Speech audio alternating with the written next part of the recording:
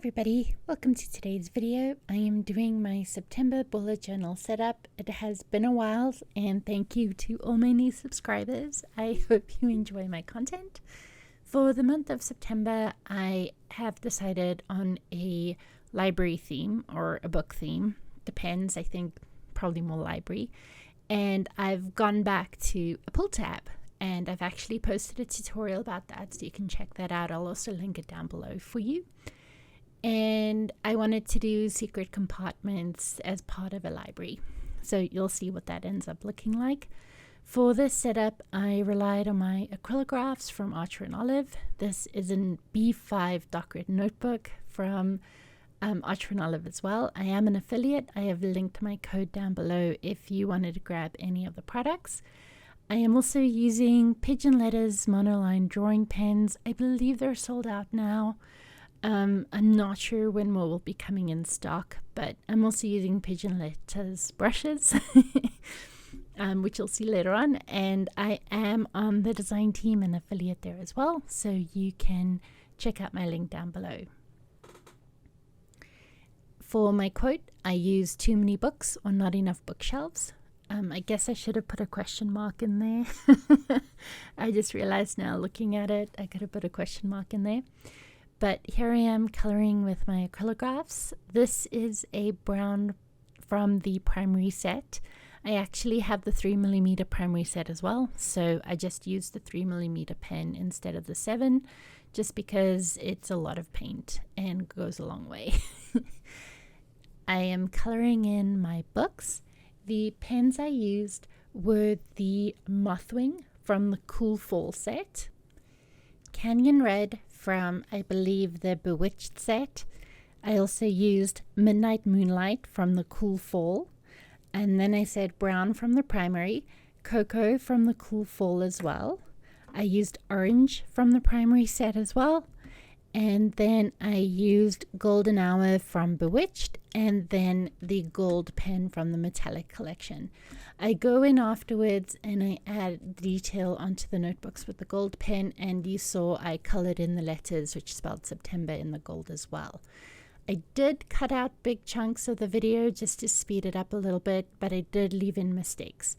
As you can see there, I smudged the orange with my hand. I couldn't find my white acrylograph, so I actually just used a fine point whiteout pen.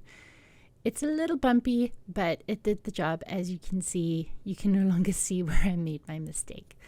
But here I am going in, adding the gold detail to the books, which I thought was just an extra pop of color. But it was still missing something, so I went in and I did borders around all of the notebooks. And as you can see, it's starting to take shape, and I ended up really loving how this looks. This is actually inspired by a layout I did when I first started bullet journaling. Also a September layout. It was a library spread. I will link that down below so that you can check that out. But that's where I got my inspiration for this month. And then for colors, I kind of wanted to stick to a academia type color scheme, so that's what you're seeing there as well. Next up, I have my calendar page, which I include every month. I'm starting to rely on it more and more. For a while there, I had no idea how to use it or what to use it for, and now I can't imagine not having it. It's probably the most used layout in my bullet journal. I decided to carry over the bookshelf just at the bottom of the calendar, just for fun. And instead of doing hand lettering, just to speed things up a bit, I ended up doing stamping.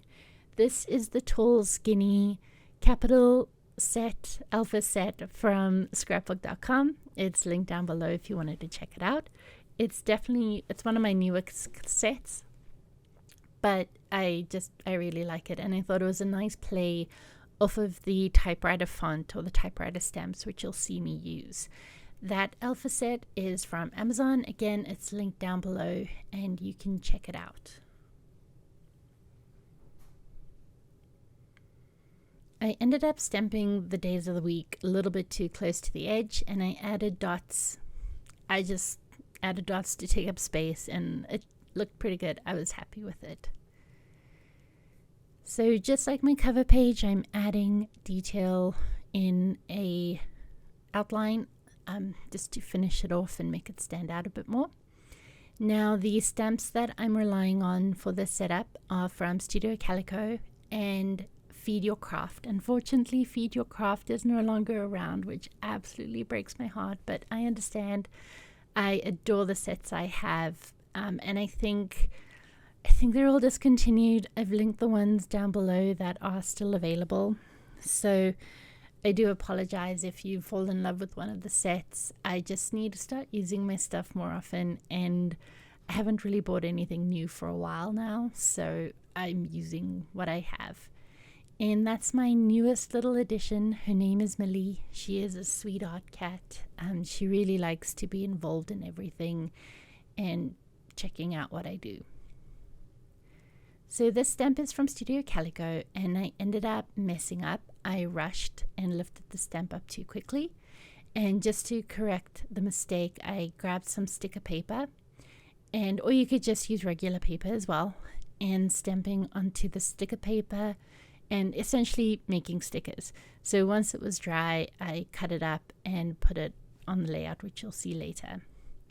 So this portion of my journal, I wanted to include a notebook onto this page that included my to-do list for the month, my goals for the month, and notes for the month.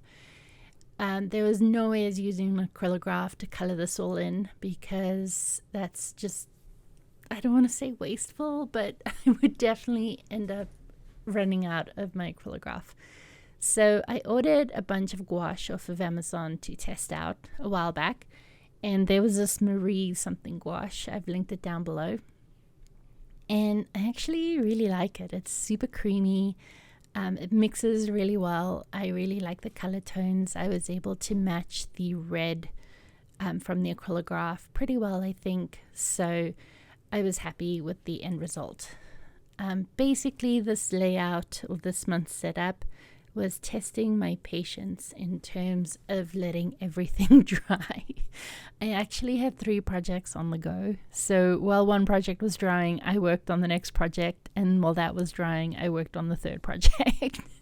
So I'm very proud of myself and my personal growth for using patience, but at the same time, you know, it's end of August. I needed to get this done. I could have picked a faster method. So I'm using a corner punch, which just to round out the edges for the notebook to mimic the edges of the bullet journal. And this is where you see me cutting out my stickers and placing them on the page just to kind of line them up with where I made my mistake, and then to add some dimension onto the washi and the calendar, which you'll see now. So one of the things you're going to see me do, I end up stamping using the alphabet stamps from Amazon onto the red, and it doesn't work out. It's worse on camera. You could actually see it in person, but when I watch it now, you can't really see what I typed out. I actually went back after the fact and added gold. I went over the letters with gold. And although it looks a little bit messy, I did end up liking the quirkiness of it. I decided to call it the Curious Case of Unfinished To-Do Lists, because that's basically my life right now. But here you see me doing my to-do list. I used a star stamp because I wanted to play off of like the 5-star ratings and so on for notebooks, and so that's why I grabbed that stamp. And then just adding detail with my Studio Calico. Now I put a piece of paper between the page, the painted page, and my notebook, because the stamps hadn't dried completely yet, and because I wasn't moving the page, it didn't smudge, which was great. But it was definitely still wet when I was doing this part.